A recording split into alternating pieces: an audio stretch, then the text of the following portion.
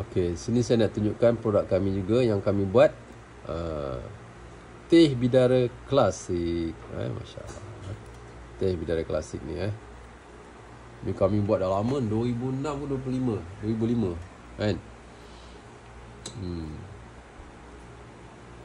Masya Allah. So apa kegunaan teh bidara ni? Banyak kegunaan kan. Bila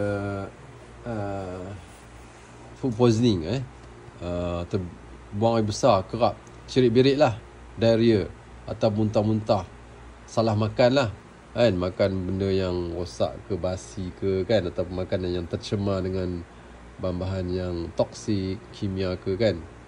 Jadi teh bidara ni boleh bantu untuk clear upkan perut kita, InsyaAllah cepat.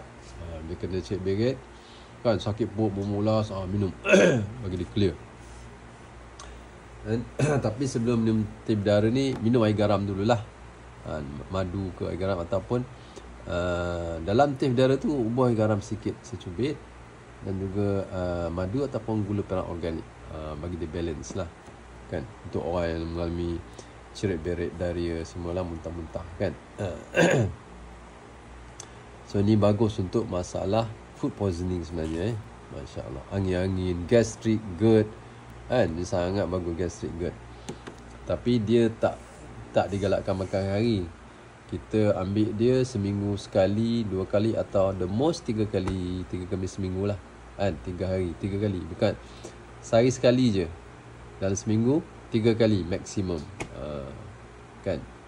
Kanak-kanak pun boleh 5-6 tahun yang ada tu. Tapi kita ambil sikit je lah kan, setengah sudu teh je. Tapi kalau orang dewasa, boleh 1 sudu teh kan, rata 1 sudu teh, buang dalam cawan air suam atau air panas, biar 5 minit ke 10 minit.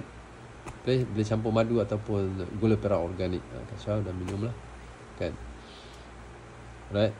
Sangat digalakkan untuk gastric, GERD ni ada masalah perut, angin-angin lah kan. Dan juga orang ada masalah gangguan, perut dia naik ke, perut dia macam ada macam apa, bola ke apa, atau selalu senawa, kentut kan. Samping makan prebiotik Arabic gum, ambil teh bidara ini untuk merawat keradangan yang berlaku dalam dinding perut kita, dinding usus juga. Masya Allah, Alhamdulillah kan, ini bagus. Okay. Dan kalau ada fibroid, cyst yang sampai head dia berpanjangan, biasa head 7 hari kan, maksimum 15 hari, ni sampai lebih pada 2 minggu, ambil ni. Ini akan membantu menghentikan darah darah istihadah kan, sebabkan oleh fibroid ke cyst ke ketidakseimbangan hormon wanita ke kan. InsyaAllah ini kita memang guna untuk itulah, InsyaAllah. Tapi ambil seminggu 2 atau 3 kali sajalah. Masya Allah. 1 sudu teh atau 3 suku sudu teh, dia punya dos. So ni boleh dapat dekat TikTok shop kami @Nizam Bidara 2 perkataan, ataupun showcase boleh dapat kat situ, ada dah upload. Ataupun kita makan benda-benda yang tak elok kan, benda kimia-kimia ke, toksik banyak, alahan ke, ini bagus juga untuk orang alahan, eczema, psoriasis. Bantu detox darah, detox usus, perut kan, daripada bahan-bahan toksin, bahan-bahan buangan, pencemar-pencemar, insya-Allah.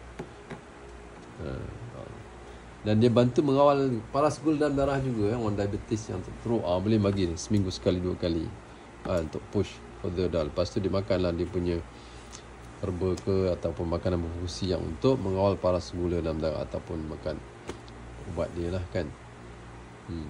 Tapi jarakkanlah dengan herba ataupun makanan berfungsi yang lain tu, jarakkan 2-3 jam lah dengan teh bidara ni. Dan teh bidara ni kita juga gunakan untuk membantu orang ada masalah jangkitan lah, batuk-batuk, sakit tekak, tonsil. Ni pun sangat bagus. Kami gunakan juga InsyaAllah. Demam right.